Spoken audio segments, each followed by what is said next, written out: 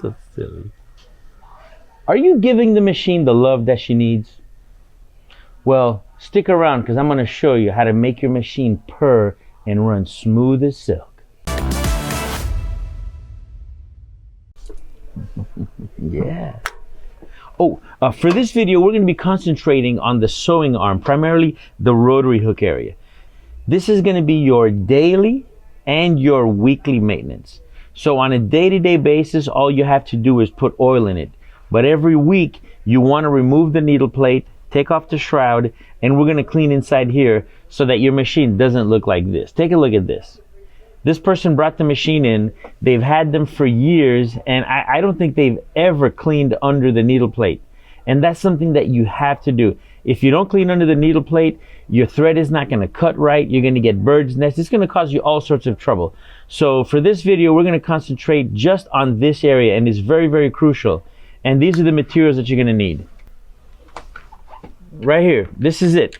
You're going to need a little brush of some sort. If you don't have a brush, you can use a toothbrush, maybe a little small nubby screwdriver. And also, if you have your little set, your little mini ratchet set, that's really important. And also your oil. We're going to need the oil. All right, let's get right into this. First thing we're going to do is we are going to remove the needle plate.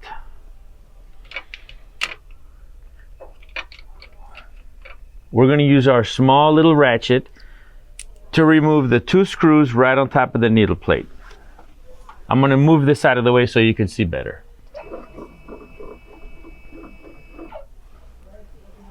So with the small ratchet, we are going to loosen these 2 screws.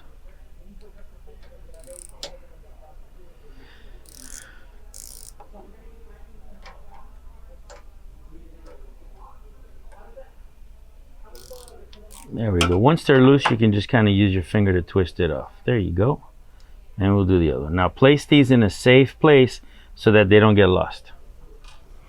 And now we can open the door and remove the needle plate. Now you see all that junk in there? That's the stuff that we don't want, and it will accumulate over time. Now it's not as extreme as the pictures that I showed you, but nevertheless, it's something that you want to make sure you address. On a daily basis, it's okay to remove your needle plate just to clean out what you had, you know, at the end of the day. If you've done a lot of embroidering, let's say your machine runs 24/7, you want to do this almost every day. If you're using it, if you're hobbyist, you can do this about once a week. All right, the next thing we're going to do is we're going to remove this shroud. So it's just a matter of taking these 4 screws off, and you don't take them off, you just loosen them. Make sure you're using a number 2 screwdriver. Don't use a small little skinny glass screwdriver that you use for your glasses. That's not going to work. And notice I didn't take them off, I just loosened them a little bit. Now we're going to go to the other side and do the same thing. By taking this shroud off, it'll give you access to underneath the rotary hook. Sometimes the thread may get stuck all in. Let's close the door, pull it out. That's it. Now take a look at this. See, this machine is due for a good maintenance. Look at that. You see? Let me shine some light on that for you. If you have a flashlight, that works even better. Look at all that junk in there.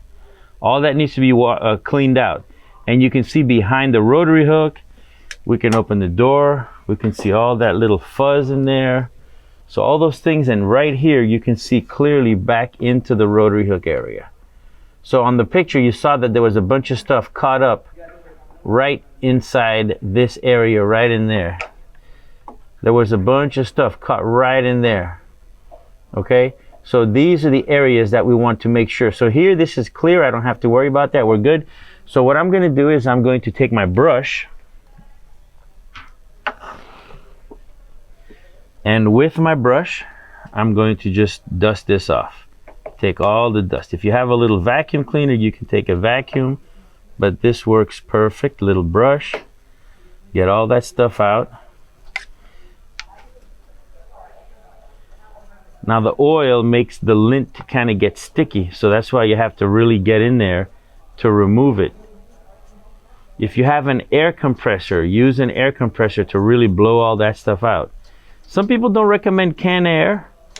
I don't know why, but if you do know, just leave it in the comment below. But they recommend not to use canned air So since I already have a nice brush, and I also have a air compressor at home for the machine at home, I use my air compressor.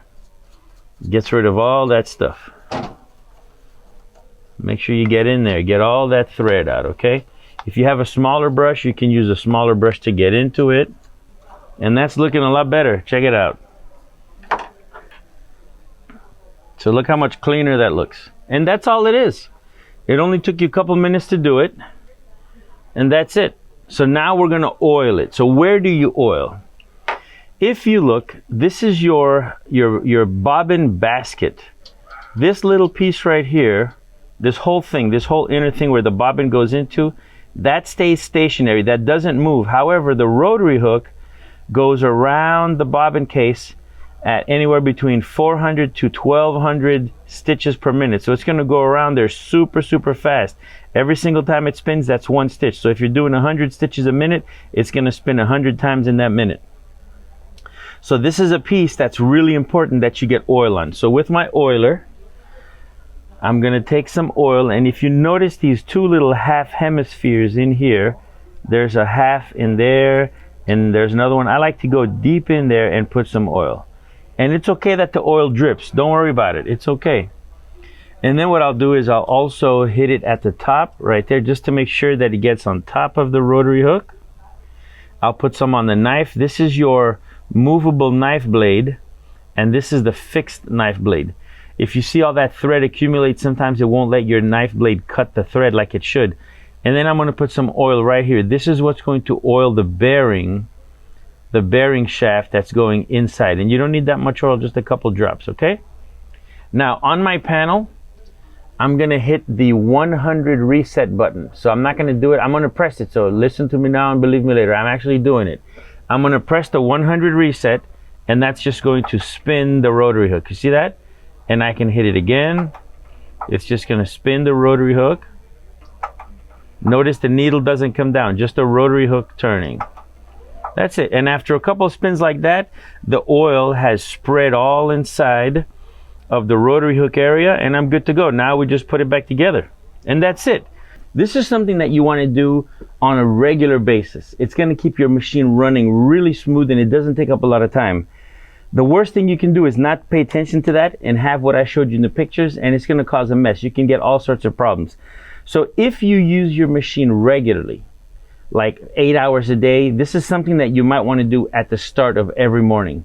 You come in, you lift the needle plate, just give it a quick inspection. If you have a little brush, you just brush it off, and you're done. At least once a week, I would remove the shroud to make sure that I get all the stuff that's underneath, because you're only seeing what's up here in the lint and the little thread trimmings and all that stuff. It's got to go somewhere, and it's just all caught in here.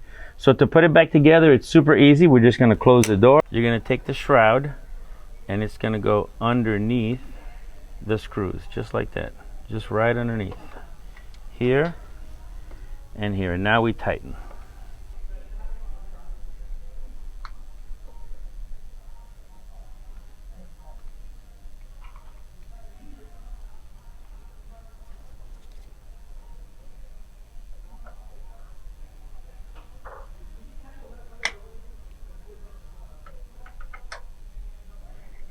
And you don't have to over tighten these, just get them nice and snug, okay? And now we do the other side.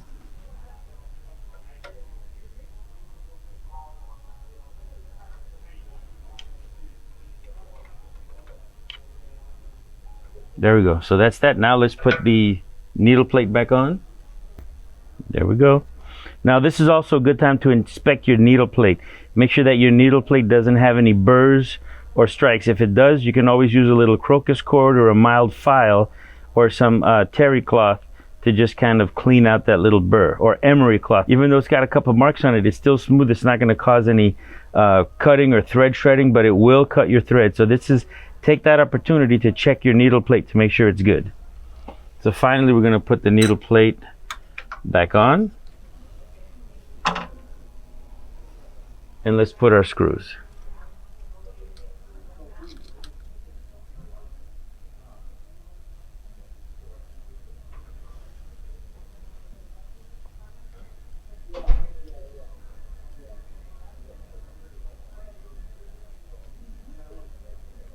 And now we're going to tighten it with the little ratchet. And this one you don't want to over tighten either.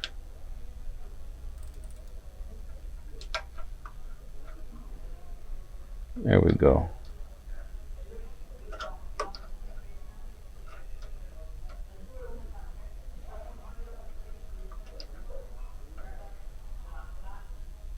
That's it.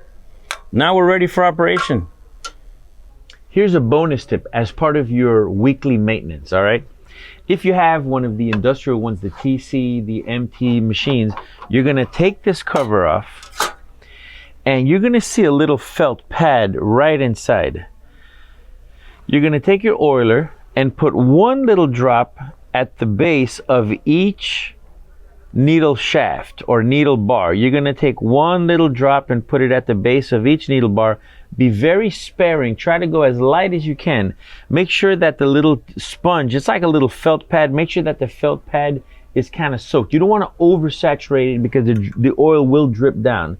But if you put maybe every other needle, that's fine.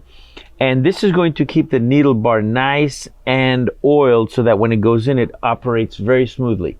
For those of you with the creators and EMs, you're going to have to take your oiler and stick it in between the little slits and oil it that way. For this one, you can do the same thing. So I can see the needle inside, and I'm going to take my oil and just kind of squirt a little bit.